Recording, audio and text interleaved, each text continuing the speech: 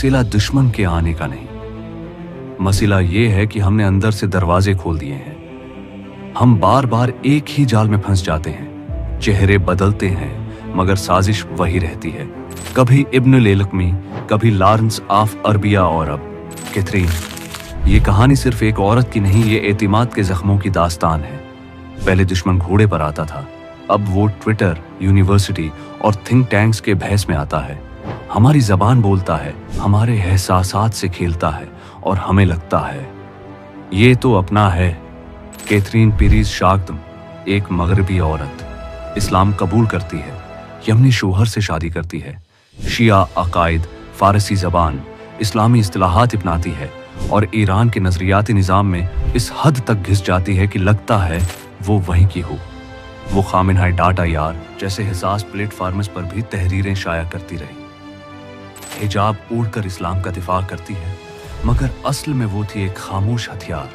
उसने आला हुकूमती एहलकारों की बीवियों से दोस्ती की, महफिलों में बैठी, राज सुने, रिकॉर्डिंग्स की और कमांडर्स की हरकत तक याद रखे। ईरान समझता रहा कि वो दुश्मन से बाजी ले रहा है, मगर दुश्मन अंदर से खेल रहा था। फिर अचानक साइंसदान मरने लगे, तनसीबात तबाह हुई, कमांडर्स मारे गए और शक अंदर की तरफ गया। तहकीकात हुई, चेहरा सामने आया।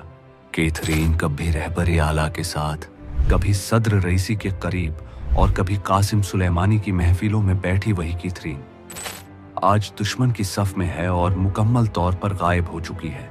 और फिर वो इस्राएली मीडिया पर जाहिर हुई। नकाब उतरा, चेहरा बदला और बयानिया दुश्मन का हो गया। मगर कैथरीन पहली नहीं थी। 1258 में बगदाद करा, इब्न लालकुमी ने मंगोलों को बुलाया। खिलाफत तलवार से नहीं, आतिमाद से करी। लॉरेंस ऑफ अरबिया, अरबों के लिबास में, उनकी जबान में, मगर वफादारी लंदन से। और सल्तनत उस्मानिया टूट गई। 1700 मीर जाफर ने सिराज दौला को बीच डाला। वो हमला भी तोपों से नहीं, वादों से किया गया। हर बार दुश्मन बाहर से नहीं आया, अंदर से निकला।